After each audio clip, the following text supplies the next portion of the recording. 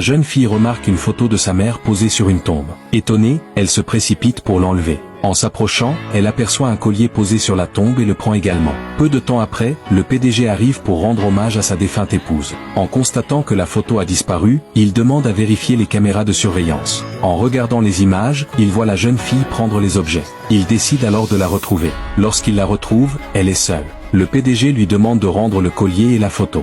Mais la jeune fille refuse, à moins qu'il lui donne de l'argent. Le PDG accepte, prend de l'argent auprès de son assistant et le jette au sol. Alors qu'elle s'apprête à le ramasser, il pose son pied dessus et insiste pour qu'elle lui remette les objets. La jeune fille finit par rendre le collier, mais garde précieusement la photo. Elle ne veut pas qu'il l'utilise pour la poser sur la tombe, car sa mère est encore en vie, bien qu'elle soit malade. Le PDG essaie de lui prendre la photo, mais dans la confusion, elle se déchire en deux. Finalement, il s'en va, sans savoir que la mère de la fille est toujours vivante.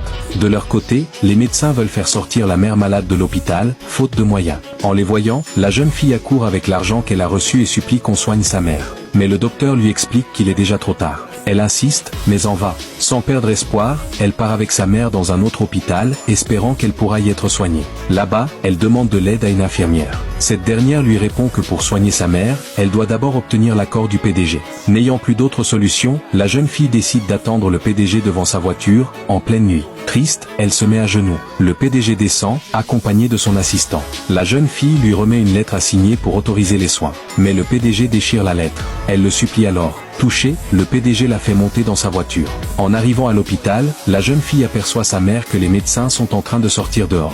Elle court vers eux pour les arrêter, mais les vigiles ne l'écoutent pas. Le PDG descend de la voiture et observe la scène. Les vigiles retirent la mère de son fauteuil roulant. La jeune fille essaie de réveiller sa mère. À ce moment-là, l'assistant demande au PDG ce qu'il compte faire. Le PDG répond qu'il va parler au médecin. Mais au moment de partir, il regarde de plus près le visage de la femme, et là, il réalise avec stupeur qu'il s'agit de son épouse. Celle qu'il croyait morte depuis tout ce temps. En réalité, on lui avait menti.